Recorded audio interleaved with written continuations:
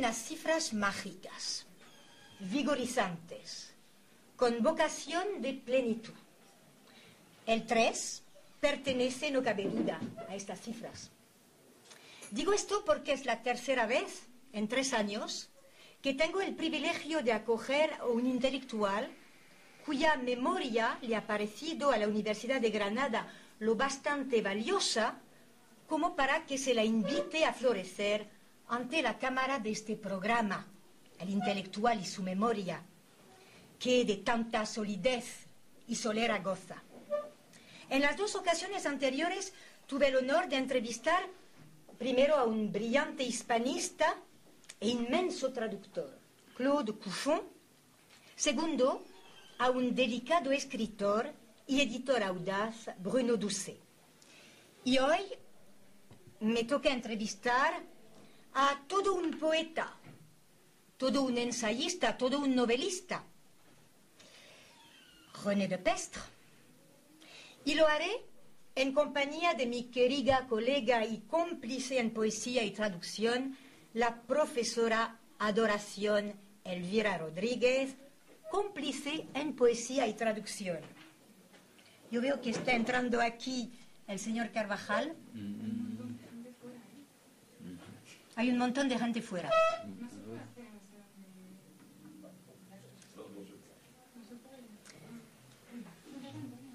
Bueno, yo estaba diciendo, Antonio, que tenía una cómplice. Yo sé que a ti esta palabra no te gusta, porque suena rara, pero efectivamente Adoración y yo somos cómplices en poesía y traducción. Y René Depestre, desde mi punto de vista, parece ser como el tercer capítulo, el colofón de la larga y rica rememoración en lengua francesa o con acento francés, iniciada por Cuffon, continuada por Doucet, y que hoy culmina merced a la portentosa memoria de un intelectual que ha vivido todas las tormentas sin papás ni mamás de su tiempo, como reza su verso sabroso. La entrevista que está a punto de empezar nos permitirá recorrer lo que en el Caribe francófono se llama les traces, algo así como las huellas, o sea, las misteriosas trochas que se hunden en lo intrincado de la maleza caribeña, lejos de las rectas y despejadas vías de las carreteras de origen colonial que conducen a fábricas, bancos, tiendas, templos del consumismo sin magia.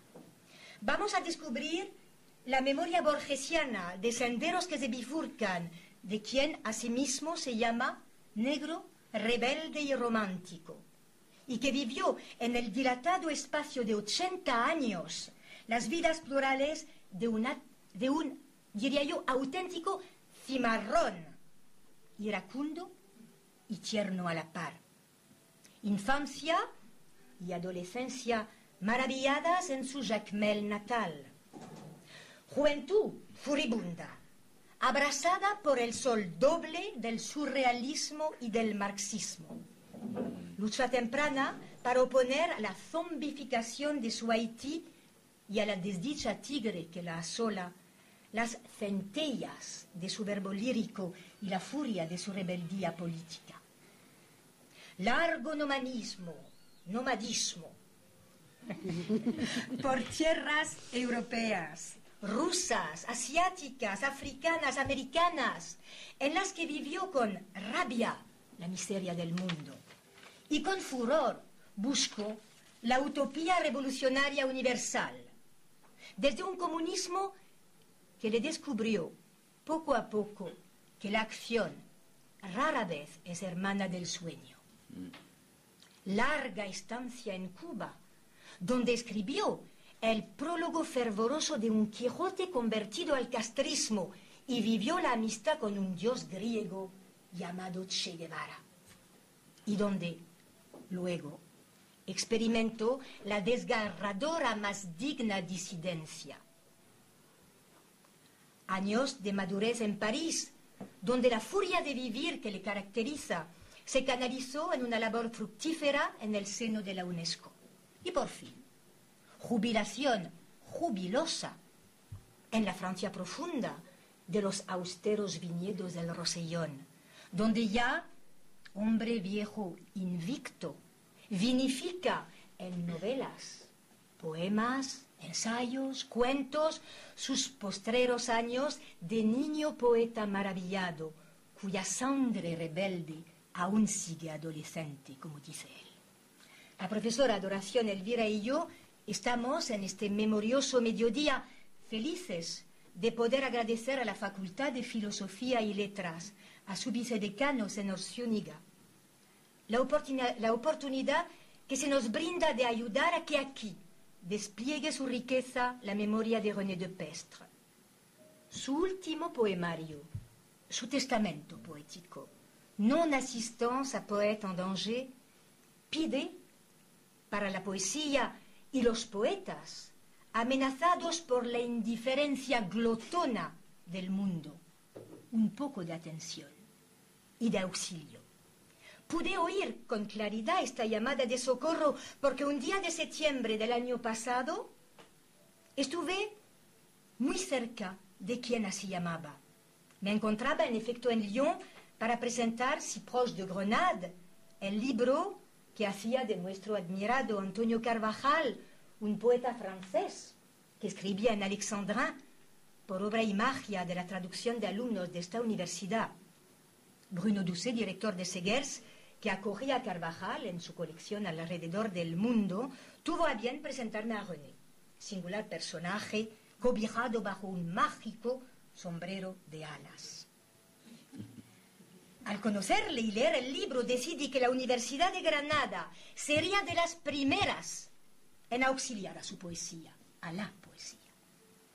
Y es así como un puñado de estupendos estudiantes traductores reciben aquí nuestro más emocionado agradecimiento, José. La profesora Elvira y yo pudimos brindarle a Non Assistance à Poète en Danger algo de este tan ansiado socorro. En efecto, pronto se publicará en la madrileña editorial Hiperión Omisión de socorro a poetas en peligro. Nuevos lectores surgirán para gozar y compartir las bellezas y los valores de los versos de este hombre singular que es René de Pestre. Socorriéndole mediante nuestra lectura, él a su vez nos socorrerá con su ternura de poeta, como le ha socorrido desde su adolescencia su tan admirado y tan amado Federico García Lorca, que tiernamente, desde algún sitio, ahora le va a escuchar. Bien, on va commencer donc des questions à M. René de Pestre. René de Pestre parle très bien l'espagnol. Hier, il a fait une conférence en espagnol vraiment magnifique. Mais il nous a dit que dans ce cas, il préférait qu'on lui pose des questions en français pour qu'il puisse répondre en français. N'empêche, vous êtes libre, vous faites ce que vous voulez. Tout le monde comprend le français. Tout le monde comprend le français. Oui. Oui, oui. Bon. Hein? En tout cas, vous pouvez, comme vous voulez, on va vous poser les questions en français, mais si vous voulez, vous pouvez... De vez en cuando. Hein, de vez en cuando, hablos en espagnol. Vous me posez des questions tellement subtiles, il vaut mieux que ce soit dans ma langue maternelle. Voilà, ne vous en faites pas, ne vous en faites pas. De toute façon, pour ceux qui voudraient ensuite voir, écouter cet entretien avec René de Pestre, la faculté de traduction et d'interprétation va faire avec les étudiants une espèce de stage, d'atelier, et on va faire un doublage en français, en espagnol, des propos de René de Pestre, donc dans la suite. Oui. Bien, alors on va commencer par le commencement, Monsieur René de Pestre. Oui. Votre jeunesse, votre enfance. Alors, Jacmel est toujours présent, Jacmel, votre ville natale, est toujours présent dans votre œuvre et dans votre vie. D'ailleurs, vous dites que lorsque vous rejoignez votre table de travail à Lézignan, c'est Jacmel que vous rejoignez. Oui. Parce que finalement, je n'ai jamais oublié Jacmel, heureusement pour moi, parce que quand j'ai quitté Haïti, je ne savais pas que j'allais passer toute ma vie à l'extérieur. Et comme moi, je n'ai jamais cru que c'était pour moi un exil, je reviendrai tout à l'heure à votre question de l'exil, je n'ai jamais été un exilé, ça peut pas être paradoxal, quelqu'un qui a vécu plus de 60 ans, exactement 60 ans hors de son pays natal, ne se considère pas comme un exilé. parce qu'en pactant, heureusement, j'ai eu la précaution d'emporter au fond de moi l'enfance que j'avais eue. C'est mon enfance, c'est-à-dire Jacmel. Alors, dans les années 30, je suis né en 1926, donc j'ai passé ma petite enfance et mon enfance à Jacmel. C'était une petite ville très belle. Je dis c'était, parce qu'aujourd'hui, c'est une ville qui se meurt. C'est une ville qui a un déclin mélancolique. Et ce n'est plus le Jacmel d'il y a 60 ans. Mais de mon temps, il y avait d'abord le site. C'est un site extraordinaire. C'est au bord d'un des plus beaux golfs de la mer Caraïbe, sur la côte sud de la Caraïbe, sud-ouest, n'est-ce pas? C'est très beau. Il y avait tout est un spectacle dans la nature. Je me souviens que mon père, quand on avait entre 5 et 10 ans, nous réveillait le matin à 5 heures, emmenait toute la maisonnée, rien que pour voir le lever de soleil. Vous voyez? Le spectacle était tellement splendide que mon père considérait que c'était comme un cinéma du matin, n'est-ce pas? D'aller nous voir, nous asseyaient les enfants, et on attendait, on voyait le lever de soleil, la mer était en feu. Vous voyez? Et ça a marqué beaucoup mon enfance. Et le fait qu'on m'emmène voir le lever de soleil, sans doute, me lançait dans une direction romantique de la vie. En plus, c'était une petite ville balnéaire, très belle, construite en gradin au-dessus de la mer, il y avait une sorte d'élite, entre guillemets, d'élite intellectuelle. Il y avait du théâtre, il y avait du cinéma muet, et il se trouve que c'était des parents à moi qui avaient une salle de ciné, du cinéma muet. Et je n'entrais jamais par la porte du cinéma, mais par une porte de derrière, comme c'était dans notre maison même. Je passais de la maison au cinéma. Et là que j'ai vu tous les Charlots, les Fanfans la Tulipe, enfin tous les beaux films muets des années 30 de Hollywood, et c'est extraordinaire. Donc il y a ça, le cinéma, la mer, et puis les cyclones. Vous savez, les cyclones, c'est un phénomène extraordinaire. Le cyclone est un spectacle aussi. À partir de là, je voyais tout en spectacle. Donc j'ai eu le privilège d'avoir eu une petite enfance extrêmement belle.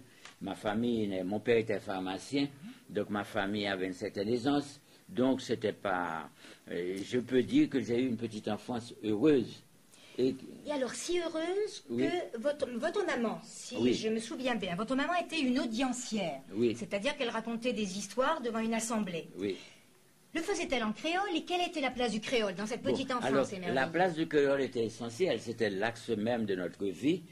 Mais ma mère était une personne, c'était sa politique, elle disait qu'il fallait toujours avoir deux fers au feu, c'est-à-dire le créole et le français, le vaudou et le catholicisme, Haïti et la France, et ainsi de suite. Et ça m'a accompagné jusqu'à ce jour, n'est-ce pas? J'ai toujours, même pas deux, plusieurs fers au feu, vous voyez, et il m'a rendu service. Donc le créole était la langue des contes. Ma mère nous racontait beaucoup de contes. Il y avait toute mythologie articulée à l'Afrique, n'est-ce pas? Donc ça a développé notre imagination. Mais ma mère s'exprimait en français aussi.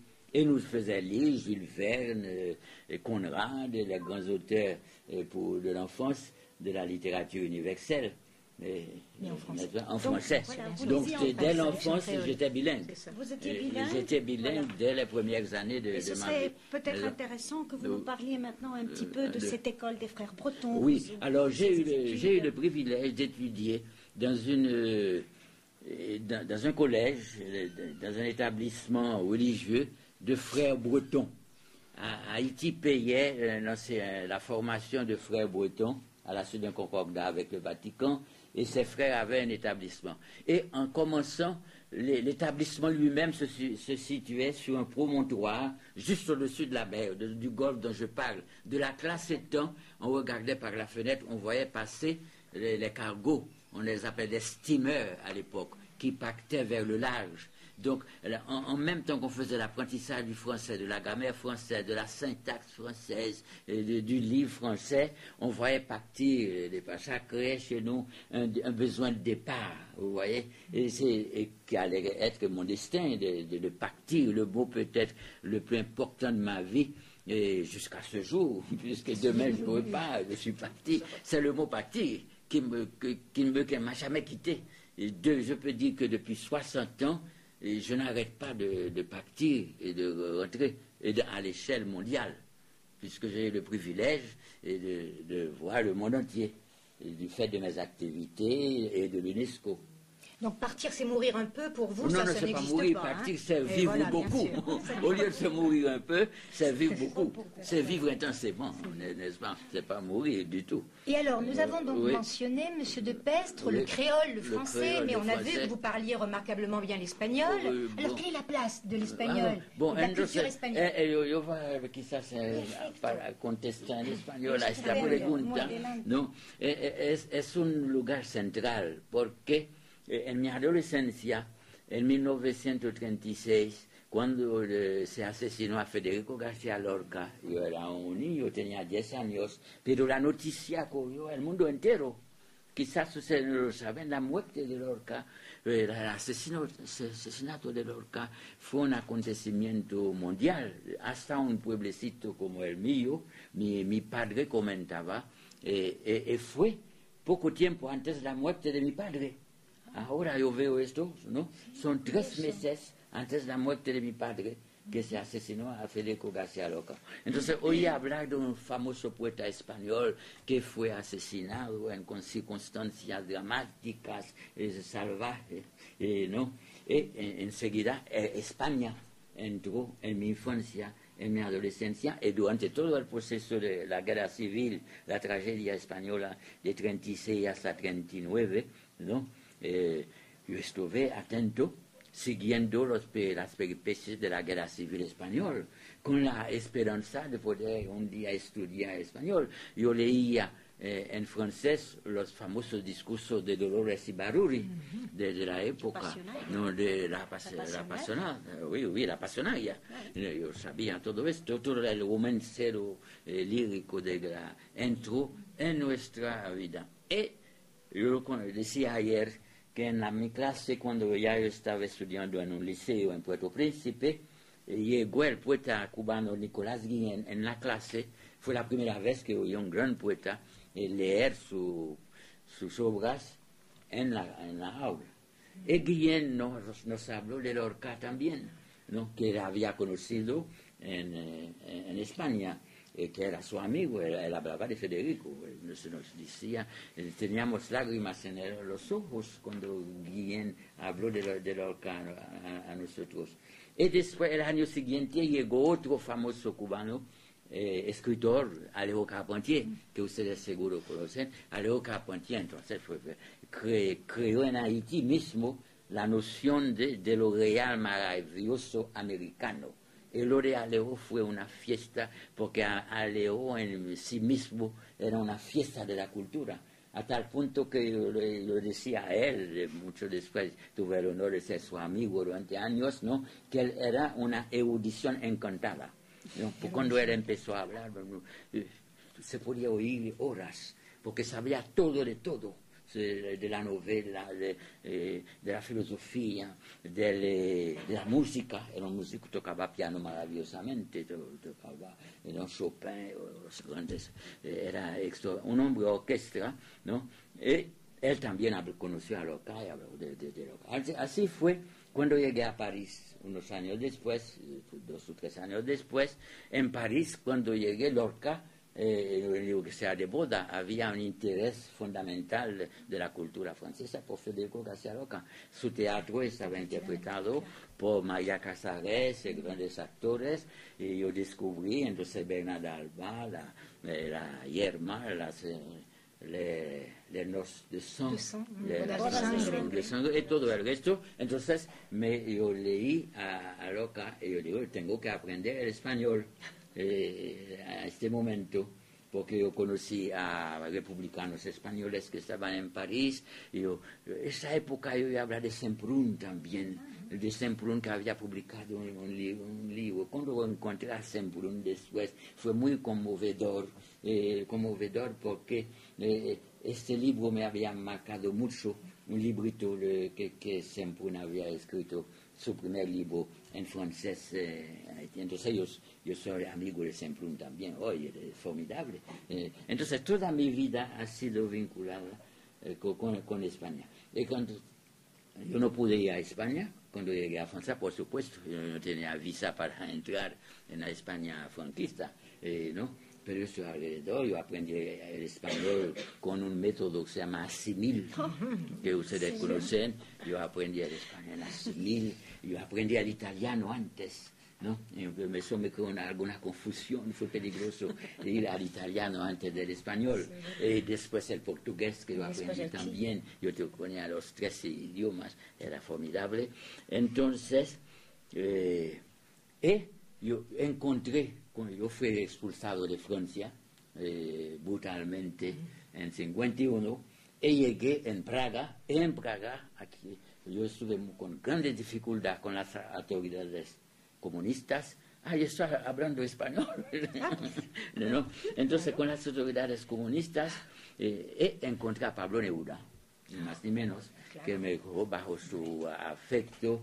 Yo trabajé, me cogió de secretario de Pablo Neruda, y otro famoso escritor que era Jorge Amado. Es así que el portugués entró en mi vida también, con Amado, Nicolás Guillén, y por Praga pasaba todo el mundo de Latinoamérica a aquella época, y los republicanos españoles también. Yo conocí a un general de la guerra civil famoso, ¿no? Que estuvo en exilio en el mundo comunista. Yo conocí a muchos españoles en Moscú, republicanos, ¿no? Y de ahí yo pasé por Sudamérica, entonces fue un reciclaje de verdad, porque ahí sí, yo viví en Buenos Aires, yo conocí toda la plana mayor de la inteligencia rioplatense, ¿no? Del Cono Sur. Yo pasé a Chile, yo trabajé 7 meses como secretario de Neruda. Hicimos un gran congreso continental de la cultura que fue un gran éxito. Yo conocí entonces a mexicanos, ecuatorianos, guatemaltecos, todo el mundo, ¿no? Antes de ir a pasar unos años en Brasil. En Brasil fue un gran acontecimiento en mi vida, hasta el punto que me considero como un brasileño más.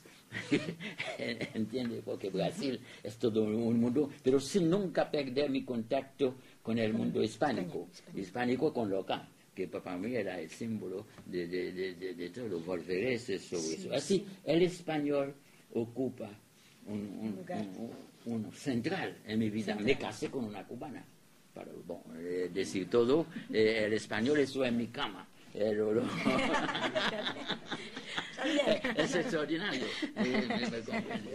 Alors, on va changer de question maintenant. Oui. Voilà, alors vous pouvez continuer en espagnol ou en français, comme cela vous chante. D'accord. Oui. Alors maintenant, je vais lire une phrase de René de Pestre, et après on va lui demander qu'il commente cette phrase. Je vais lire cette phrase, qui parle de l'Afrique. De l'Afrique, oui. Alors vous avez dit textuellement, l'Afrique est naturellement l'axe central de ma personnalité. Oui. En créole, on parle de potomitan pour désigner le pilier en bois autour duquel se déroulent les cérémonies vaudou. Oui. L'Afrique est mon potomitan à moi, le centre autour duquel je me suis construit. Fin de citation. Oui. Alors maintenant la question, quels ont été vos rapports avec l'Afrique et alors, comment vous allez penser que j'ai beaucoup de potomitans dans ma vie, n'est-ce pas? Et effectivement, l'Afrique, vous comprenez, c'est l'essentiel, parce que d'abord, le créole, c'est une langue romane, une aventure de la romanité, parce que tout le vocabulaire est français, mais la syntaxe, la structure de la langue est africaine, est articulée au dialecte africain. Donc déjà, l'Afrique est à moi, linguistiquement, non pas la langue, n'est-ce pas? Deuxièmement, le vaudou. Le vaudou, ce n'est pas une religion transplantée de l'Afrique en Amérique avec le bateau négrier. Le vaudou, c'est une réponse des esclaves criollos, des esclaves déjà adaptés à l'île d'Haïti, à l'évangélisation, à partir de cultes africains, à partir d'une expérience religieuse de l'Afrique, notamment l'Afrique du Bénin, de la Dahomey, n'est-ce pas? Mais c'est en faisant des emprunts fondamentaux au catholicisme. On peut dire que le vaudou, c'est une aventure du catholicisme. Ce n'est pas excessif de dire ça. Et il y a eu un consensus religieux entre les sacerdotes du vaudou et les prêtres, les curés catholiques. Voyez. Donc, mais c'est la caractéristique essentielle du vaudou par rapport au catholicisme, c'est que c'est une religion dansée. Et c'est une religion dansée. C'est une religion vécue dans le paroxysme de la danse. On fait venir les dieux en commençant par danser pour eux. Et c'est plus que religieux. On arrive à penser, c'est mon opinion aussi, que si nous avons pu nous en sortir de l'esclavage et de la colonisation avec un peu de santé, sans être détruits, sans être résignés, sans être des gens complètement abrutis par le travail manuel, par le régime de la plantation, c'est parce qu'on a dansé la religion. On a dansé les saints catholiques, on a fait danser la Santa Maria.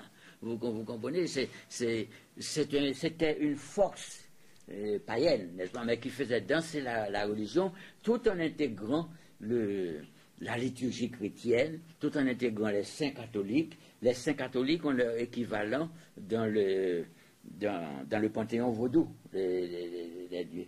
Donc, c'est comme ça que l'Afrique est en nous. Moi, j'ai pris mes distances vis-à-vis du vaudou très jeune parce que vous avez dit quelque part par là que je suis athée. Je ne suis pas athée, je suis religieux. Vous voyez? Et les gens difficiles comprennent que quelqu'un...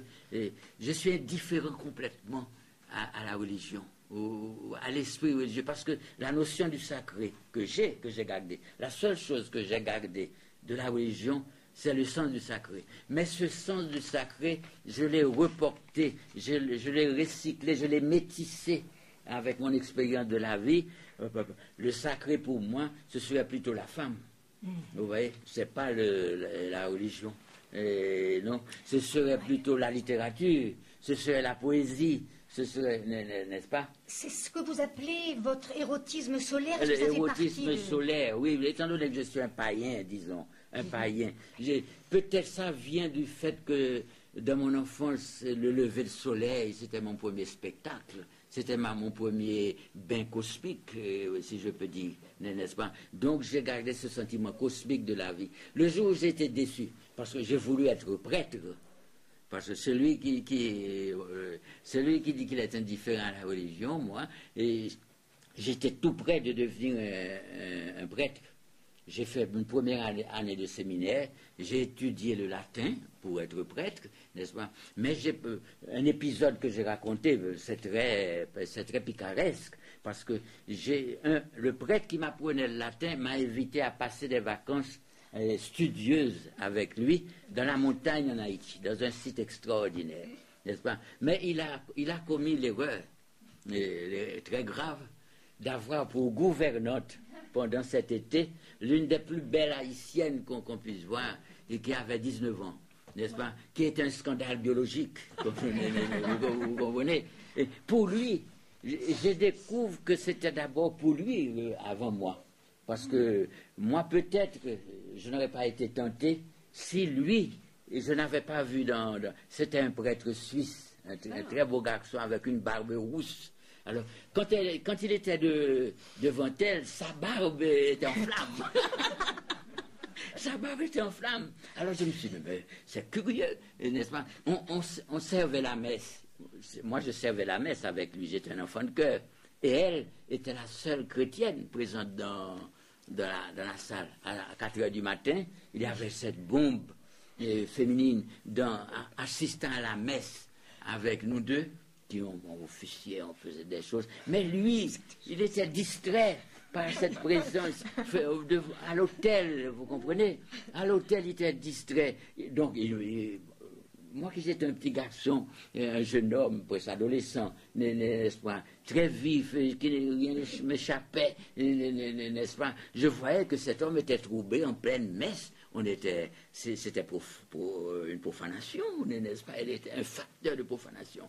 Alors, elle on avait une rivière superbe au bas de la colline où elle allait chercher de l'eau, laver, faire des choses. Et le prêtre m'avait interdit, il me dit, il ne faut jamais descendre avec Hosanna, descendre à l'eau. Enfin, je dis, mais pourquoi m'interdit-il?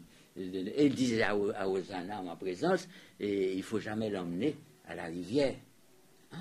Tiens, n'est-ce pas? Lui-même, il m'a montré le chemin de la rivière. Et le jour où je suis allé à la rivière avec Hosanna, à peine arrivé devant l'eau, elle a enlevé tout, n'est-ce pas? Et je me suis retrouvé devant une jeune fille toute nue au bord de l'eau, n'est-ce pas?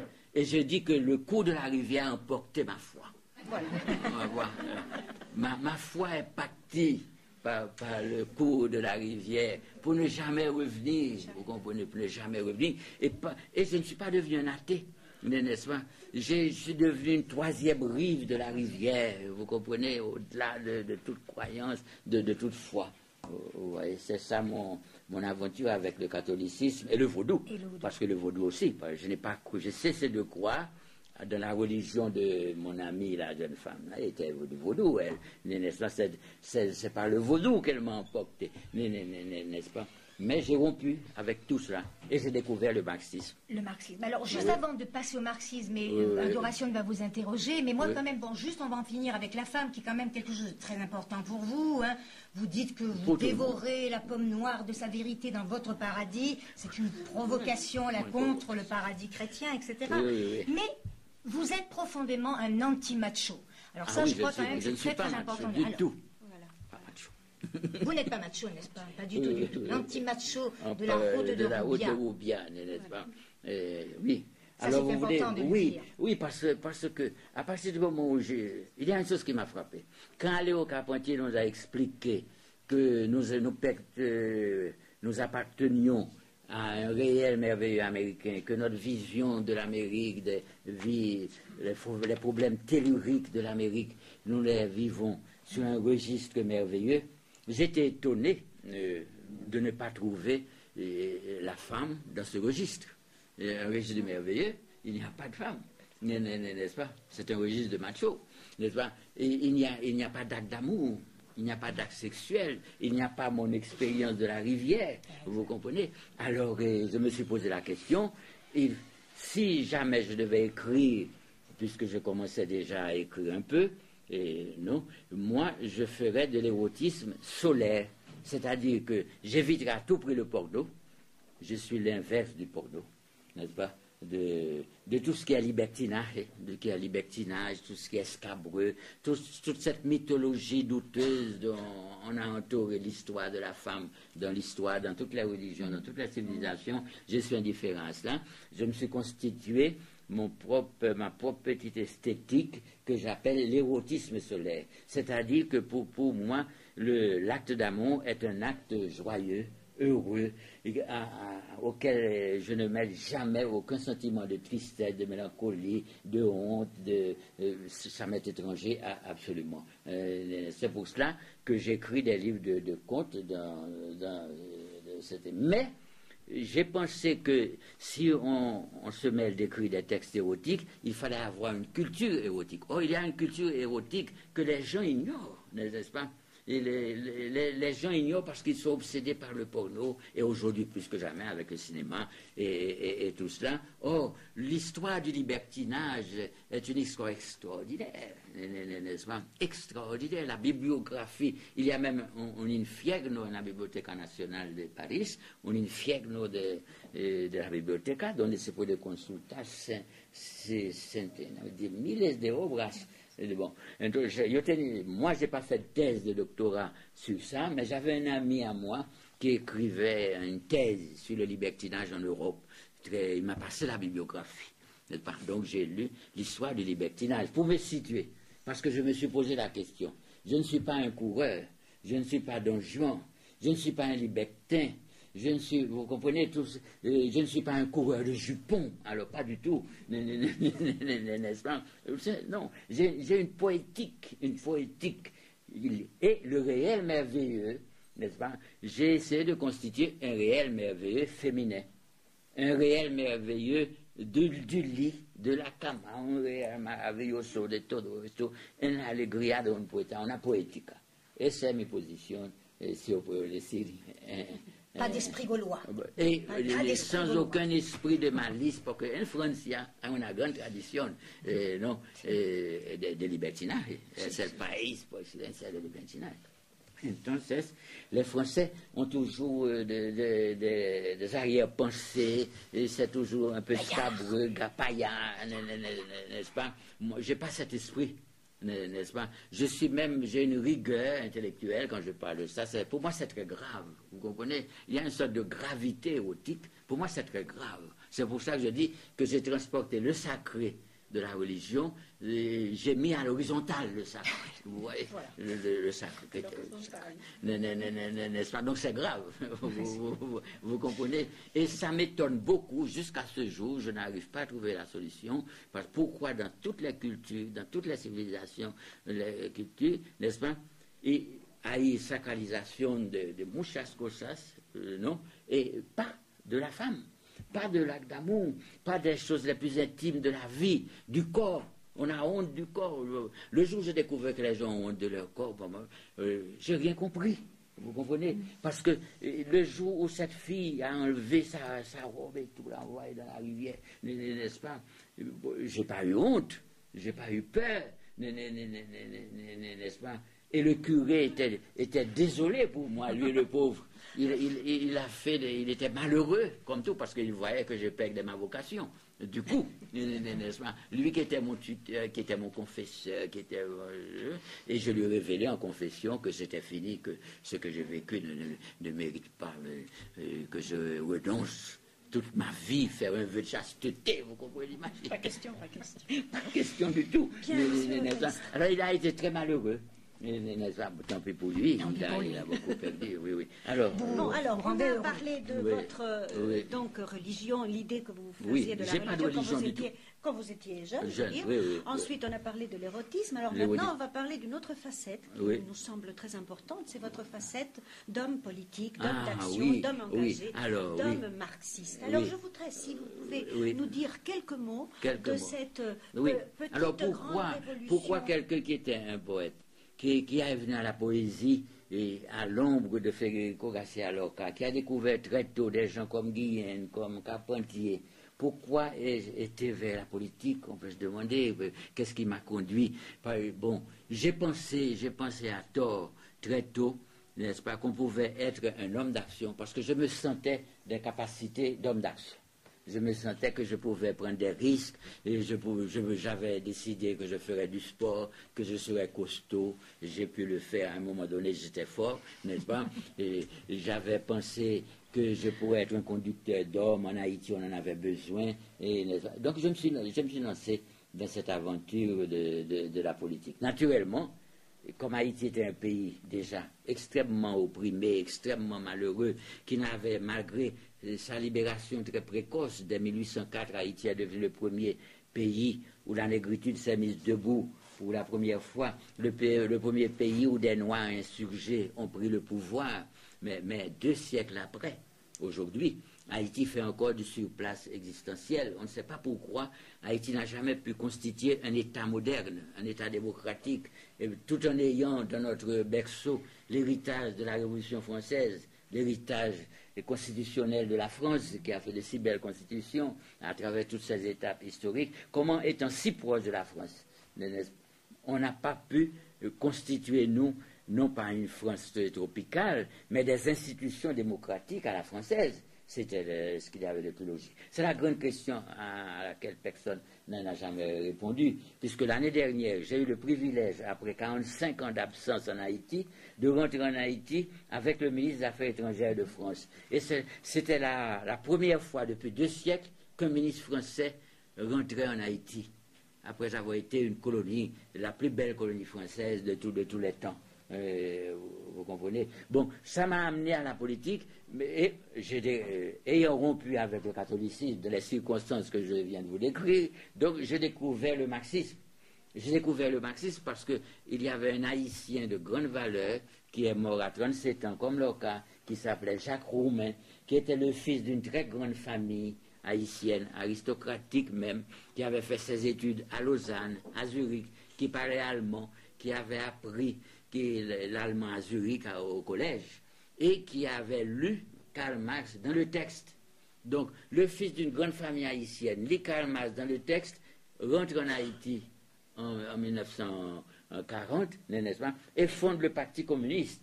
Vous comprenez? Donc, les jeunes de ma génération ont dit que nous étions de pauvres garçons. Si un fils de famille qui a eu le privilège d'aller étudier en Suisse, à Zurich, et de lire Marx dans le texte, Hegel et tout le reste, Heine et tout le monde dans le texte, n'est-ce pas? Et comment nous, on ne va pas le suivre? Et il est mort en 1937 en nous laissant cet héritage dans les bras. J'étais à ses funérailles, c'est un événement, l'événement le plus triste de ma vie. Il y avait un cyclone le jour de sa mort. On a parlé de lui sous la pluie. Et un grand écrivain, je vous le signale, qui a écrit un livre, un chef-d'œuvre qui s'appelle Gouverneur de la Rosée, qui a été traduit à Buenos Aires, n'est-ce pas? Gobernadores del Rocío. C'est un très beau livre, un des grands romans de la Caraïbe, n'est-ce pas? Donc on avait cet héritage de Roumain. Il est mort, il nous a laissé sa pensée politique, donc on a continué.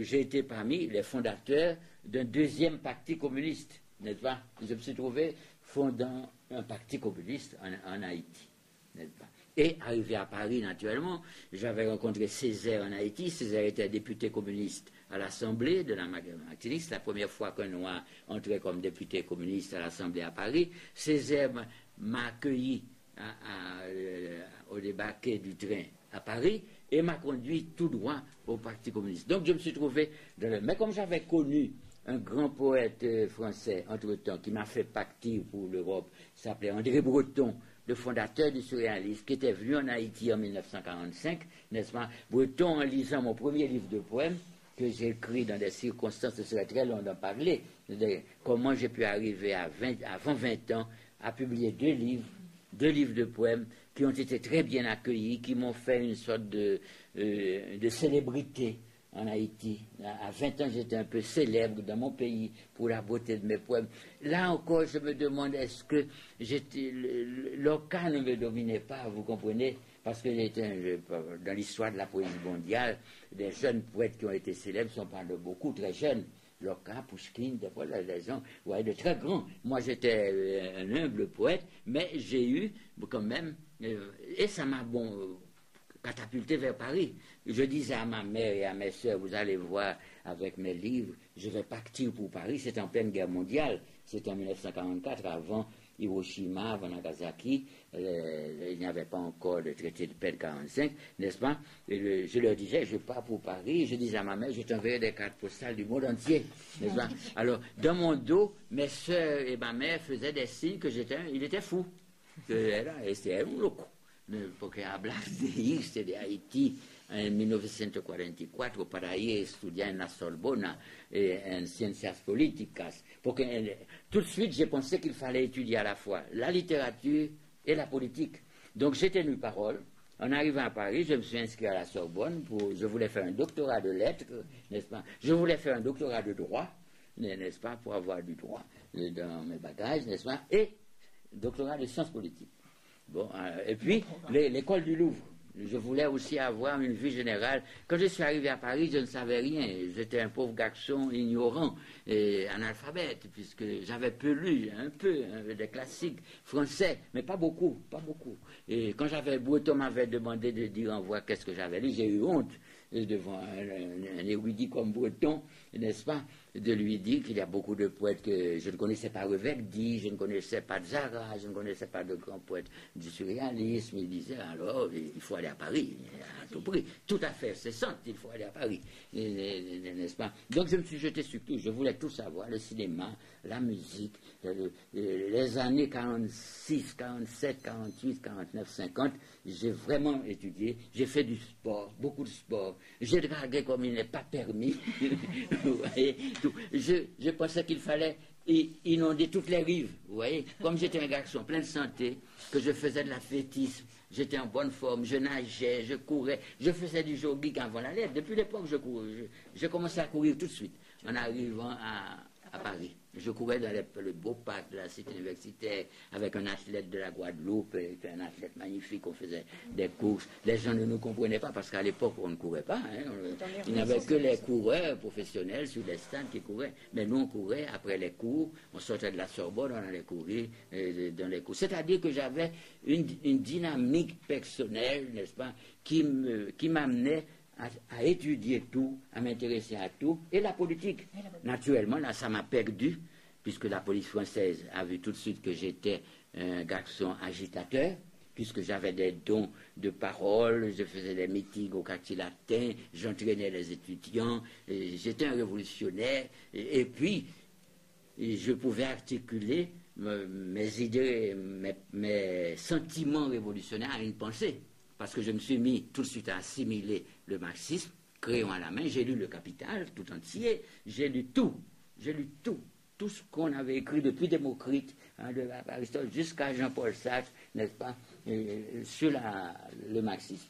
Ce qui me préparait des jours difficiles.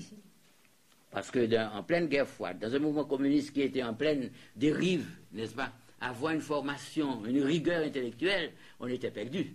On allait tout droit dans le mur parce qu'on allait se poser des questions qu'on ne pouvait pas poser dans les rangs d'un parti communiste. Vous comprenez? Donc, j'ai pris la politique et après, il était trop tard pour moi quand j'ai découvert que c'était une erreur. Mais quand j'ai connu des gens comme Neruda, comme Jorge Amado, comme Miguel Ángel Asturias, comme Carpentier. Tous ces hommes étaient dans la politique, étaient engagés, étaient à gauche, à l'extrême gauche. Donc je me suis dit, si des gens de cette culture, que Lorca était un homme de gauche, bien qu'il ait transcendé par sa poésie, son théâtre, le clivage gauche-droite. Aujourd'hui, je vois que c'est plus complexe que ça. Lorca, justement, est l'une des figures de la littérature mondiale qui transcende le manichéisme gauche-droite et tout ça dans une pensée beaucoup plus subtile, plus raffinée, n'est-ce pas? Mais ça m'a convaincu de voir des hommes comme Alberti, ou comme Mayakovsky, ou comme les grands poètes grecs modernes,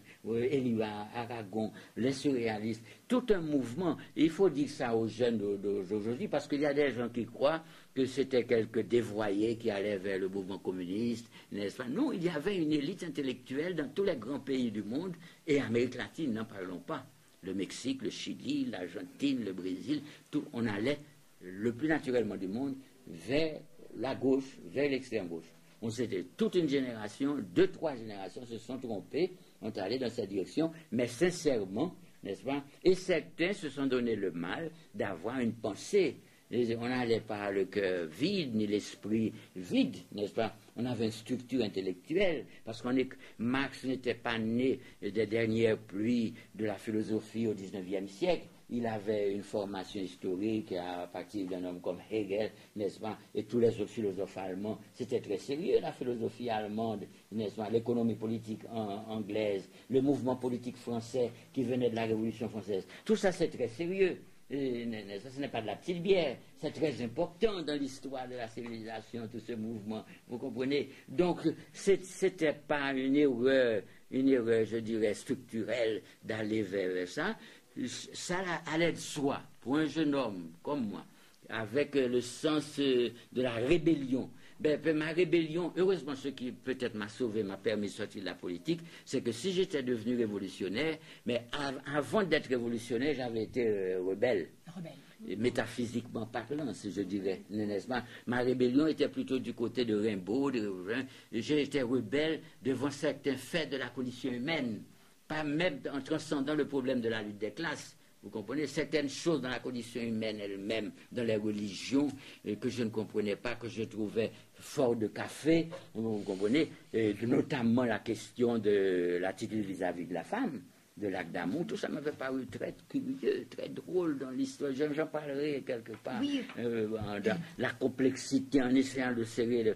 Je suis très heureux de m'adresser à un public de jeunes, n'est-ce pas? Parce que j'ai saisi cette occasion pour affiner certaines de mes pensées, les choses avec lesquelles je travaille actuellement, on verra, des concepts, parce que je ne me donne pas pour vaincu, bien que je sois invaincu. Politiquement parlant, oui, un vencido, je suis un vaincu.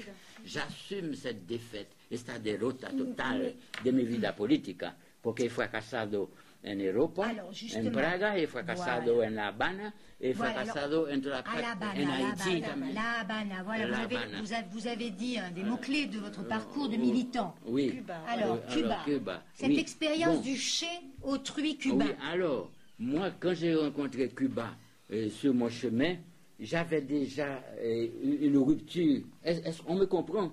Non, je me fais comprendre. Oui, d'accord. Je peux continuer en français, parce que je peux serrer les écrous mieux en français qu'en espagnol. Je risque d'omettre des choses si je me parle espagnol, par précaution et par respect pour la langue castillanne, ne pas la massacrer. Je ne peux pas me lancer dans des considérations, dans des analyses en espagnol. C'est très difficile, n'est-ce pas? Et donc, Cuba, normalement, quand la révolution cubaine a triomphé, j'avais cessé déjà d'être communiste. Aujourd'hui, je peux le dire, j'étais sectain, puisque j'avais été expulsé de Tchécoslovaquie, j'avais fait mon expérience au Chili, j'avais fait une expérience en Argentine, au Brésil, et j'étais rentré en Haïti. Et en rentrant en Haïti, on me considérait comme un chef du mouvement communiste, que je ne pouvais pas être, puisque j'avais eu de graves ennuis dans les pays de démocratie populaire, avec Moscou, vous comprenez? Et puis, j'apprends, en écoutant la radio un soir, Castro avait une station de radio qui s'appelle Radio Rebelde, qui émettait desde la Sierra Maestra, qu'on écoutait en Haïti comme si on était à Cuba, puisque c'est à côté, 76 km, c'est pas la partie la plus proche de Cuba, et il y a juste un canal, le canal del Viento, qui nous sépare de Cuba. Donc j'écoutais, j'ai dit, mais c'est un phénomène extraordinaire, ce que ces gens sont en train de faire, n'est-ce pas? Alors que moi, j'étais revenu de mes idées subversives européennes, n'est-ce pas? Je cherchais une voie, et j'avais un parti communiste sur les bras. C'était très difficile. J'entrais dans la lutte clandestine avec un pouvoir qui était celui de Papadoc, dont vous avez entendu parler, qui était un tyran haïtien, espantoso, un ser innommable, n'est-ce pas? Donc ma vie était absolument en danger, n'est-ce pas? Et j'écoute Cuba. J'apprends, j'écoute Che Guevara qui parle, et el hermano de Castro, Raúl Castro, Castro lui-même, et je découvre une vraie révolution. Une révolution, on ne pouvait pas dire que c'était socialiste, mais éminentement démocratique, non? Alors, je prends feu et flamme, je retrouve mon vieux démon, n'est-ce pas? Je dis à mes camarades, mon devoir, c'est de partir pour Cuba. Je vais rejoindre les guerriers cubains dans les montagnes. Je fais une expérience à chaud de la lutte guerrière qui va servir pour Haïti. Parce que dès mon arrivée en Haïti, je me suis dit, il faut la lutte armée. On ne peut pas renverser Duvalier avec des meetings, avec des manifestations, avec des protestations. Cet homme, il faut prendre le palais, mitraillette en main, en commando. Alors je vous dirais que pendant mon séjour au Brésil, j'avais reçu une petite formation militaire au Brésil, n'est-ce pas, parce que le Brésil préparait la lutte armée aussi dans les années 60, non, c'était quelle année? 50, fin des années 50, et le Brésil pensait être à l'époque, au Parti communiste brésilien, la Chine de l'Amérique latine. Les Brésiliens de gauche rêvaient d'une longue marche à la Mao, à travers, comme il y a un grand territoire, donc une longue marche, je me voyais déjà dans la longue marche brésilienne, en train de traverser de grands fleuves, n'est-ce pas, la forêt, l'Amazonie, tout ça, c'était épique, n'est-ce pas? Donc, j'ai pris une formation militaire de commando et de guerriero, et j'attendais l'occasion, en Haïti, que ça serve à quelque chose, et voici que la révolution triomphe à Cuba. Alors, quand la révolution a triomphé, je me suis dit, il faut me précipiter à Cuba. N'est-ce pas? Coûte que coûte. Je n'ai pas entendu les distinguos de mes camarades et tout cela. J'ai écrit un article sur Cuba qui est apparu et mon article est allé sur le bureau de Che Guevara. Quand Che Guevara a lu mon article, il a dit, ce garçon, il faut qu'il vienne nous voir parce qu'il nous comprend, n'est-ce pas? Et hoy día, je vous enverrai une copie de cet article qui se llama El sentido de una victoria. La victoire, où j'analysais à partir des informations que j'avais par la radio et par les articles dans la presse française, le phénomène cubain de la Serra, que je voyais comme un grand événement américain, sud-américain, pas seulement caribéen. Et je l'ai dit dans mon article, j'ai dit que c'est l'unité qui a été obtenue dans la Serra Maestra, exactement ma phrase, se conserve encore dans les rangs du mouvement castriste. On est en présence, n'est-ce pas, d'un mouvement qu'on peut comparer à ce que Bolivar avait fait au XIXe siècle, n'est-ce pas? Et des gens comme Castro et comme Che Guevara ont l'envergure pour libérer toute l'Amérique latine. Alors ça a plu beaucoup à Guevara, je m'interpelle, n'est-ce pas? Vraiment, je touchais le point sensible de Castro et ils m'ont invité. J'ai pu aller à Cuba, alors j'ai été invité par Che Guevara, je l'ai rencontré le lendemain de mon arrivée, son escorte m'attendait à l'aéroport, j'étais entouré de rebelles, on m'a précipité, je me suis trouvé dans un monde extraordinaire, n'est-ce pas? Alors quand Guevara m'a reçu, c'était un dimanche, il était fatigué, la veille il avait eu une crise d'asthme, il était très beau, il était torse nu dans sa chambre, il me dit, ça ne me gêne pas, un dieu grec qui me reçoit, on parle français, n'est-ce pas? Il était très heureux, on a parlé de tout. Moi, je pensais qu'il allait me garder, mais une demi-heure, 1 heure au maximum, c'était un chef de la révolution. 6 heures, n'est-ce pas? Je suis resté 6 heures dans sa chambre à parler de tout, pas seulement de la... Il m'a expliqué ce qu'il faisait. Alors mes cheveux se sont tressés sur ma tête. Je lui ai dit à un moment donné, pero comandante, se trata de una révolution muy avanzada. Je ne savais pas où les situer. Je ne savais pas encore où situer. Est-ce qu'il était communiste? Est-ce qu'il était trotskiste? Quel phénomène c'était? Vous comprenez? J'étais très prudent, puisque j'avais l'expérience du mouvement communiste européen. J'étais vaincu déjà de Prague et de Moscou. Donc j'étais très prudent, parce que je me suis dit, s'il découvre que moi j'ai l'expérience du communiste classique, peut-être je me jetterai à la porte, c'est peut-être anticommuniste et tout, n'est-ce pas? Et je découvre, quand je lui ai dit ça, commandante, etc., je me l'ai dit en espagnol, et il m'a regardé comme pour me jauger, et il m'a dit, se trata de una revolución socialiste. Et puis il m'a fait ça. Je vois encore ce geste pour dire que c'est un secret, parce que ça c'était en mars 59. Personne ne faisait un rapprochement, encore pas même la presse américaine tout au début, entre la victoire de Castro et une éventuelle adhésion au mouvement communiste international, n'est-ce pas? Donc je suis sorti de là, d'abord très étonné qu'il y ait à la frontière des États-Unis, vous comprenez, à 90 millas, comme disent les Cubains, de l'impérialisme, disent les Cubains, n'est-ce pas, une révolution socialiste, n'est-ce pas? Ben, c'est un grand secret, il m'a fait un grand honneur pour me mettre dans les secrets de la révolution, n'est-ce pas? Et à partir de ce moment-là, je suis devenu un cubanomas, n'est-ce pas? Je me suis intégré complètement à la révolution cubaine, et puis le Che m'a dit, on va préparer un débarquement en Haïti. Alors on a préparé, on a reçu encore une autre formation militaire, n'est-ce pas, en fonction de ce qu'on voulait, plutôt commando que guerriero, parce qu'Haïti c'est un pays qui ne se prêtait pas, étant donné sa misère, à une action de guérilla, pour prendre le palais d'Haïti et surprendre le président dans son lit à 4 heures du matin, une chose extraordinaire qu'on voulait faire, n'est-ce pas? Mais les Dominicains, comme en Haïti, l'île avait 2 républiques, les 2 dictatures, Trujillo et Duvalier, on a préparé aussi des Dominicains. Et les Dominicains nous ont précédés le 14 juin 1959, ils se sont fait tous massacrer, ils ont tous tués, n'est-ce pas? Et nous, on devait débarquer quelques jours après. Alors Castro a décidé que non, qu'on nous envoyait aussi au massacre. Donc c'est ainsi que je n'ai jamais pu devenir un guerriero à chaud, n'est-ce pas? C'est dans ma tête peut-être un peu, n'est-ce pas? Et Guevara m'a dit, quels sont tes plans, n'est-ce pas? Normalement, j'aurais dû aller à Paris. Je pensais déjà même à l'époque entrer à l'UNESCO, puisque je me suis dit, bon, je ne peux pas libérer Haïti, n'est-ce pas? Je rentre à Paris, j'ai toujours très lié à la France, n'est-ce pas? Et il m'a dit, mais si tu veux rester, tu vas travailler avec nous, n'est-ce pas? Et je suis resté, comme ça. Et je suis resté jusqu'au moment où je ne pouvais plus, après le départ de Che Guevara, je l'ai vu souvent, j'étais proche de lui, n'est-ce pas? Et j'ai connu tout le personnel politique de Cuba.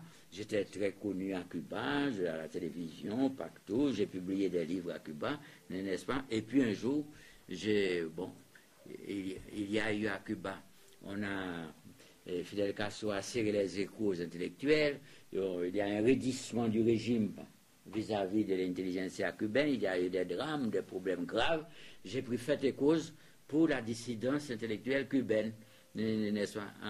À la grande surprise, étant donné que j'avais une formation plutôt classique, je venais du Parti communiste européen, mais j'ai pris fait et cause pour la dissidence cubaine, et on m'a écarté, on m'a mis sur la touche, on m'a rendu la vie impossible, on m'a fait toutes sortes de difficultés, mais moi je ne suis pas un homme amer.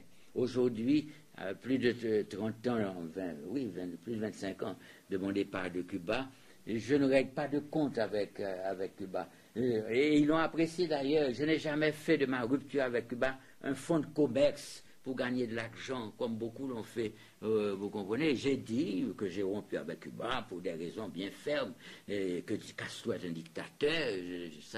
L'affaire Padilla. Alors il y a eu l'affaire Padilla. Et ce qui a fait, c'est l'eau qui a fait renverser la vase, n'est-ce pas? Parce qu'il y avait un poète de grand talent qui s'appelait Berto Padilla, un poète vraiment de talent, le meilleur de sa génération, qui avait écrit un petit livre, Fuera del Huevo, qui avait reçu un prix. Et on a condamné ce livre, là, on l'a censuré. On a dit que c'était un livre de la contre-révolution. Et Padilla a eu des ennuis, il a été arrêté, emprisonné, même dans des circonstances proches de la torture, parce qu'il a été enfermé une fois dans une cage à tigre, une petite cage, on l'a enfermé, et on lui a mis un marché sous les yeux où il faisait une confession devant tous ses collègues écrivains et poètes de la Havane, n'est-ce pas, où on allait le remettre dans la cage. Donc il a choisi d'aller faire une confession, n'est-ce pas? Mais on ne lui a pas laissé écrire son texte. 2-3 minutes avant d'entrer dans la salle où nous étions tous réunis, une assemblée d'écrivains de la Havane, n'est-ce pas, de Cuba, on lui a donné une feuille de papier, on lui dit, c'est ça que vous allez lire. Il dit, mais je ne connais pas ça. Ne vous préoccupez pas, lisez. Et il découvre lui-même sa propre condamnation en lisant un texte mal écrit exprès, avec des fautes, pour avilir même en lui la rigueur de l'écrivain. Vous comprenez, pour l'avilir à tous les points de vue, n'est-ce pas? Et il a lu, les larmes aux yeux, en tremblant, et il est comme ça, avec des sueurs terribles. C'est un spectacle très désagréable. Moi, j'étais dans tous mes états. Je me suis dit, ce soir, on a un coup théâtre. Je suis dans une situation dramatique. Qu'est-ce que je fais? Parce que j'étais censé faire partie de la nomenclatura communiste, des gens responsables du parti dans le monde des écrivains. Et voilà, j'étais complice d'une infamie de la police, n'est-ce pas, et des services secrets cubains. Alors on a demandé à des écrivains de prendre la parole après, quand Padilla a fini dans les larmes de lire son texte terrible, qui a été condamné par toute l'intelligentsia mondiale. Il y a des déclarations partout, tout le monde a protesté, c'était un événement très grave, n'est-ce pas? Certains écrivains ont enfoncé la tête de Padilla. On dit que s'il méritait, c'est un provocateur, c'est un type insupportable, c'est un mauvais poète, en plus, n'est-ce pas? C'était terrible. Et puis, ça se terminait là. Et l'homme qui dirigeait, un grand intellectuel cubain qui s'appelle José Antonio Portuondo, a dit, est-ce qu'il y a quelqu'un qui veut prendre encore la parole? C'était ma dernière chance. Sinon, je sortais de là complètement détruit. N'est-ce pas? Peut-être je me serais suicidé cette nuit-là. Vous comprenez? J'allais vers le suicide, et dans une circonstance comme ça. Alors, j'ai demandé la parole. Et je ne savais pas ce que j'allais dire. Je fais la mort dans l'âme, j'ai tourné la table, Padilla me regardait, j'étais très ami à moi, n'est-ce pas? Vous aviez traduit, non, avec Padilla? Hein? Vous aviez traduit? J'avais traduit un livre de 700 pages, une anthologie de la poésie cubaine avec lui, ma grande expérience de la traduction avec Padilla, n'est-ce pas? Alors j'ai protesté. Comme Guyenne m'a dit après, cette nuit-là, tu as que scié la branche sur laquelle tu étais assis. J'ai coupé la branche cubaine sur laquelle j'étais assis. J'ai rompu avec le mouvement communiste international. J'ai dit que c'était une profanation, que moi, mon honneur, le communiste, était dans la boue. J'ai embrassé Padilla qui pleurait. Je l'ai consolé. Je l'ai traité en hermano Padilla. Non? Alors ça a été un spectacle. Et parce qu'il faut vous dire qu'il y avait un circuit fermé de télévision. Una cuadra de ahí, Fidel Castro y su hermano estaban mirando la réunion, observando. Entonces, il paraît que quand ils m'ont vu dire des choses comme ça, ils ont pensé que j'étais un fou. Parce que quelqu'un qui était si proche de la Révolution cubaine, avec un passé, une expérience de la vie révolutionnaire, n'est-ce pas, qui prend fait et cause pour lo que se llamaba un gusano. Parce que les Cubains meurent de gusano, tous les adversaires, quel qu'ils soient, de la Révolution. Donc moi, je devenais un gusano más au lieu d'être un Cubain de plus. Donc c'est ça la fin de mon expérience politique, n'est-ce pas? Exact. Alors, est-ce qu'on pourrait, Monsieur Depez, parce que effectivement, vous avez avec feu montré votre âge de vivre au niveau politique, mais vous avez aussi des engagements intellectuels et humanistes extrêmement forts. Alors, vous avez vécu le mouvement de la négritude. Oui, alors comme je vous ai dit au départ, je voulais être un homme d'action. Et ma mère disait qu'il fallait falloir de fer au feu. Et j'avais le fer marxiste au feu. Et quand je suis arrivé à Paris, quel autre fer pouvais-je mettre au feu sur le plan théorique, sur le plan idéologique? C'était la décolonisation. Vous imaginez bien, c'était la fin de la guerre. Donc, je suis devenu un militant de la décolonisation en même temps, parce que au Parti communiste, on n'aimait pas la thématique de Noirs, n'est-ce pas? On pensait que la lutte des Noirs, de libération des Noirs, était une partie du mouvement de libération de la classe ouvrière dans le monde entier. Qu'on n'avait pas besoin d'avoir deux fronts. Non. Déjà, en étant communistes, nous étions pour la libération des Noirs. Les choses n'étaient pas si simples que ça, parce que et ça je l'ai compris, notre problématique noire, notre problématique raciale, disons, n'est-ce pas, ne pouvait pas se ramener purement et simplement aux revendications du mouvement ouvrier en Europe, qui était une autre problématique, parce que nous avons vécu une expérience avec l'esclavage et la colonisation, une expérience existentielle particulière, puisque à la notion d'oppression qui est commune à différentes couches à travers l'histoire, on avait ajouté on a su déterminer l'oppression du noir en ajoutant une dimension dite raciale, en faisant de la couleur un signe négatif, n'est-ce pas, pour situer les Noirs sur la plantation, en racialisant l'histoire, en épidermisant, dit Fanon, en épidermisant la lutte des classes, on nous créait une situation historique, dans le sens sartrien, n'est-ce pas, une situation historique particulière, qui faisait qu'on avait une double souffrance, qu'on avait une double tragédie dans notre vie, puisque cette affaire de Noirs, nous, on l'a vécu, et c'est même dans notre vie physique, n'est-ce pas, nous étions esclaves parce que nous sommes noirs, vous comprenez ça, on n'a jamais digéré cela.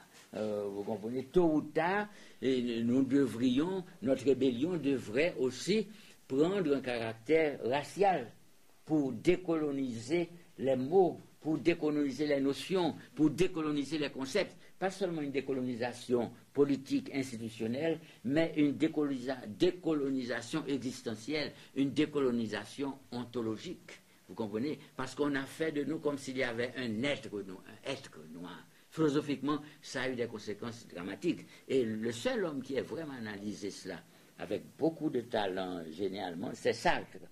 Le texte Orphée noir que vous devez lire, n'est-ce pas, Orfeo Negro, analyse parfaitement ce phénomène du noir qui, au moment de sa lutte de libération, se trouve en demeure à la fois de se libérer des chaînes de la domination capitaliste, comme le concevait le mouvement ouvrier, et aussi de cette problématique fantasmatique de noir, n'est-ce pas, raciale.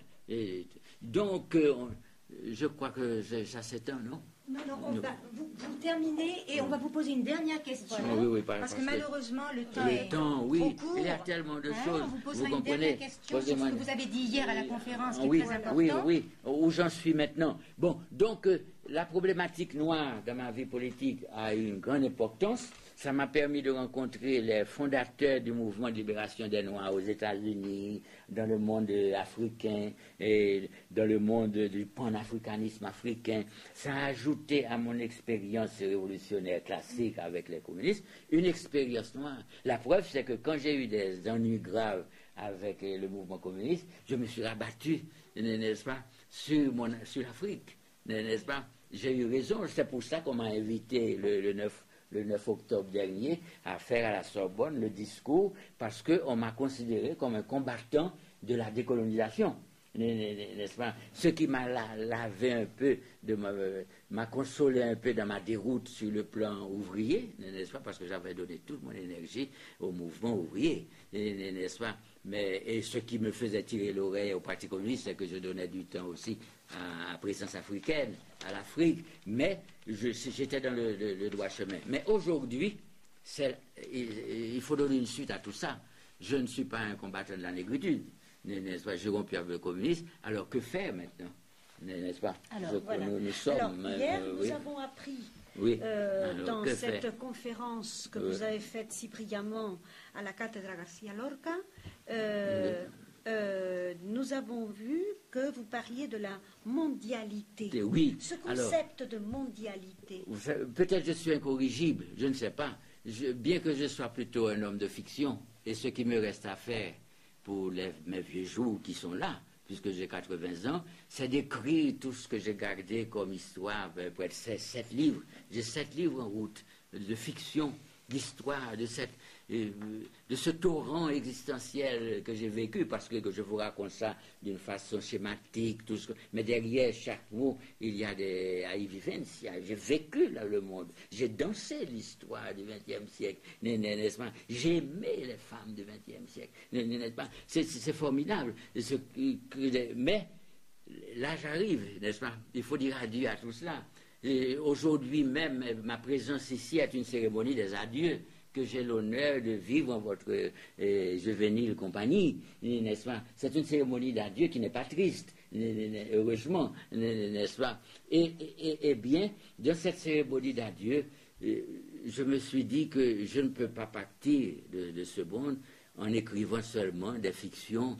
Je n'écris plus de poèmes, mais dans un mois sortent mes œuvres complètes de poésie. J'ai 600 pages de poésie, ce que j'ai fait pendant toute ma vie, et qui va sortir, donc plus de poésie, n'est-ce pas? Bien, comme j'ai une poétique générale de la vie qui n'est pas satisfaite du tout, vous comprenez, je ne vais pas rester sur ma faim, je me suis dit, dans la conjoncture actuelle, nous les Noirs, je me suis posé cette question parce qu'il y a un mois, nous avons fait un bilan de la lutte des Noirs dans le monde.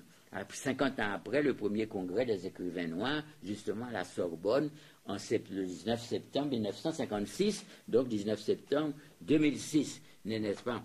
Alors à partir de là, dans cet article que je vous ai donné ce matin, n'est-ce pas, qu'a publié le journal Le Monde en France, j'ai dit que soulevons les montagnes. Je pense qu'aujourd'hui, l'espèce humaine elle-même est placée devant un enjeu historique extraordinaire. C'est comme si,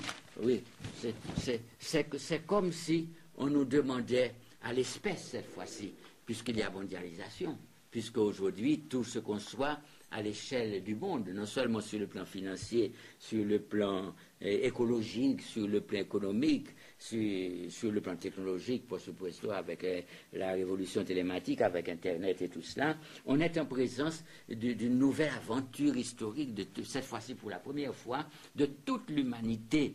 Comment arrivons-nous, quelle arme avons-nous en main pour cette arrivée dans une expérience existentielle à l'échelle mondiale, n'est-ce pas?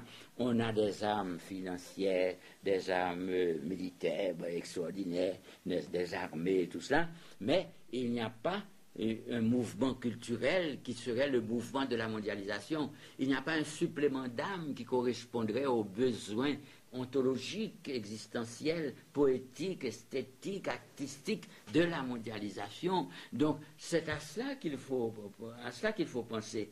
Donc, de quoi a besoin la mondialisation? Puisque, sous nos yeux en ce moment, si vous regardez bien, il est en train de se constituer une société civile internationale. C'est-à-dire que le même phénomène qu'à la fin du Moyen-Âge, avec le capitalisme marchand, a permis la formation des bourgeoisies en Europe, même à travers la monarchie, à travers la Révolution française, a créé un civisme national de l'État-nation dans différents États-nations d'Europe et d'Amérique. Aujourd'hui, ça se déplace sur le plan mondial. Il y a un civisme international qui est en train de se constituer. On peut voir les indices partout, notamment comme tendance lourde de ce que j'avance, la présence des ONG, des organisations non gouvernementales civiles et empreintes d'esprit civique, n'est-ce pas, qui vont au secours du Sud, du tiers-monde, qui apportent les idées, qui essayent de créer des garde-fous, n'est-ce pas, le fameux Kita Miedos, n'est-ce pas, autour de la mondialisation, pour que ce ne soit pas seulement un phénomène marchand, un phénomène économique, un phénomène financier, un phénomène boursier. Ce serait une tragédie pour l'humanité, n'est-ce pas, si l'hominisation de l'homme qui continue et de la femme qui n'a pas arrêté, qui est en pleine évolution, s'arrêtait sur un marché, n'est-ce pas, sur un caddie, sur un marché, sur des opérations boursières. Ce n'est pas possible. Donc, il nous faut de nouveaux concepts. Et j'ai pensé, en visitant, en étant l'hôte de la vie de Lorca, non de sa mort, comme, n'est-ce pas, j'étais sur les lieux de sa mort, mais c'est sa vie que j'ai pensé.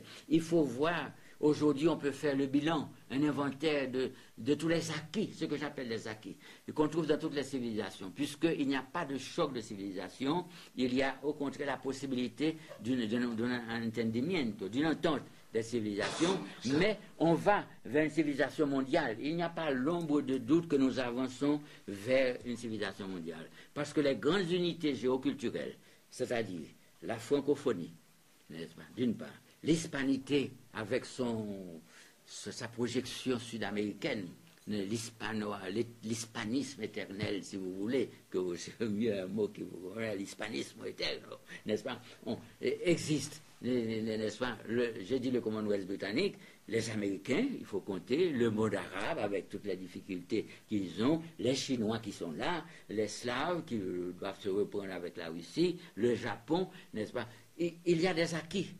Chaque civilisation peut dresser aujourd'hui avec l'ordinateur un bilan, quels sont nos acquis, loyalement, quels sont les acquis européens, la civilisation européenne, c'est pas impossible du tout.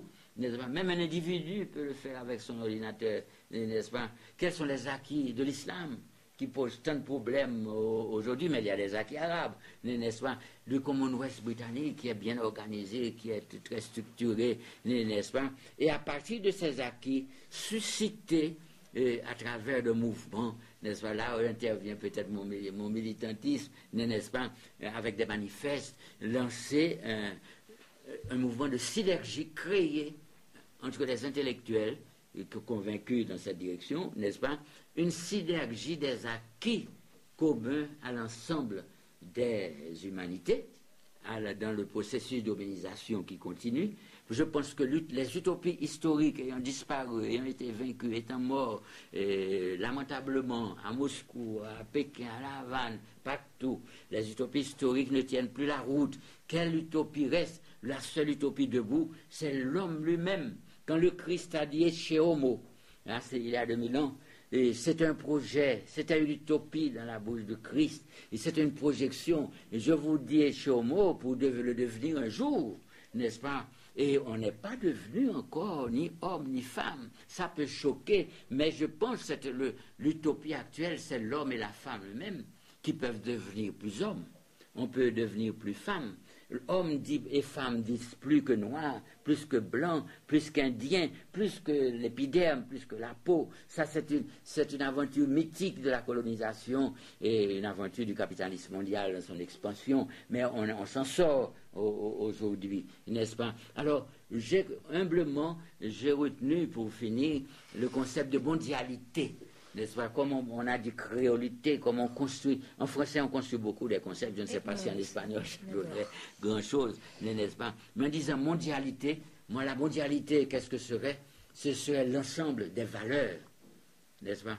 Dont a besoin la mondialisation pour cesser d'être une simple aventure commerciale et boursière et technologique. Vous voyez, l'ensemble des valeurs que loyalement nous reconnaissons, nous reconnaissons dedans, aussi bien dans la civilisation arabe, orientale, française, chinoise, européenne, n'est-ce pas, sud-américaine, hispanique, n'est-ce pas? Il y a ces valeurs existent, on les a vécues, et en Espagne, n'en parle pas. Et je pense qu'il faut voir un inventaire des hommes aussi.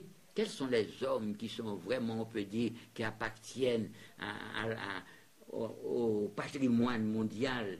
Il y en a quelques-uns. Bon, il y a les classiques. Alors, il y a Lorca. C'est en visitant la vie de Lorca, en pensant à la vie de Lorca, un homme qui a été une énergie particulière et plastique dans la musique, dans le dessin, dans le théâtre, dans la poésie, n'est-ce pas, et dans la joie de vivre, n'est-ce pas, Lorca était une énergie de la tendresse humaine. Parce qu'il y a des énergies de la violence, il y a des énergies de tout, de la maldade, de tout ce que vous voulez. Mais l'énergie de la tendresse humaine est rare et la symboliser. Et vous pouvez trouver d'autres hommes. Après, je pense à quelqu'un comme Rabindranath Tagore. Dans l'Inde, une figure aussi, Tagore, c'est un homme, une sorte de Lorca asiatique, vous comprenez? Ou Lorca est une sorte de Van Gogh du Sud. Méditerranéen, un Van Gogh vraiment méditerranéen. On a besoin d'hommes comme ça. Donc nous avons de grandes figures depuis Cervantes, avec Quixote naturellement, Shakespeare, Dante.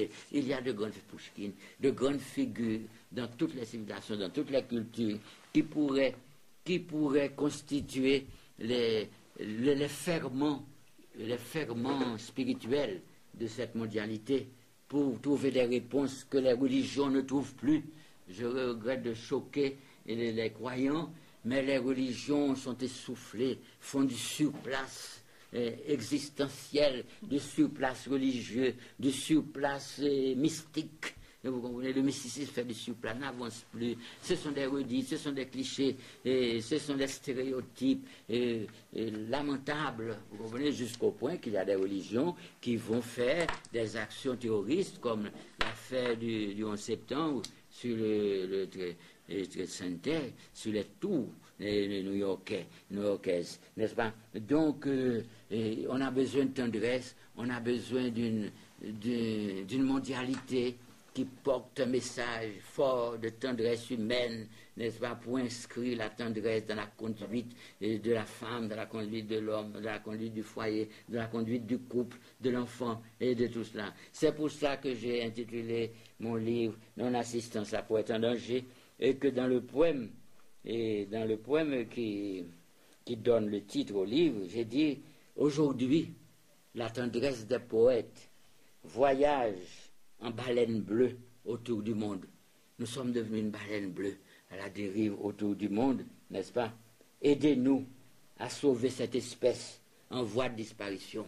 La tendresse est en voie de disparition. Il faut la sauver. Je vous remercie.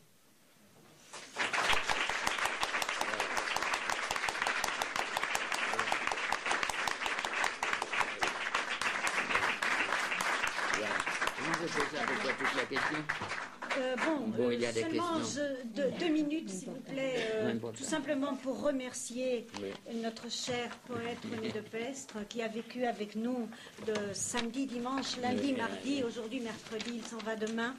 Je crois que vous avez tous eu la même impression que nous, que le professeur Joël Boitellier et moi, c'est-à-dire que ce jeune homme de 80, mais vraiment jeune homme de 80 ans, a vécu ses 80 ans d'une façon pleine, et cependant il a tout l'horizon de Caribéen devant lui, il a tout son futur devant lui, et maintenant, une fois qu'il a vu naître les révolutions marxistes et mourir, comme il dit dans leur livre, les révolutions marxistes, maintenant il va commencer une deuxième étape, n'est-ce pas? On va voir comment naissent ces civilisations de la mondialisation, et puis voilà, il est plein de futur. Et vraiment, c'est un cas extraordinaire. Merci, monsieur. C'est moi qui vous remercie, ne m'appelez pas monsieur. Merci, René. Merci, cher poète. Merci. Bien, voilà. Alors, je crois que... Oui. Alors, vous êtes invités.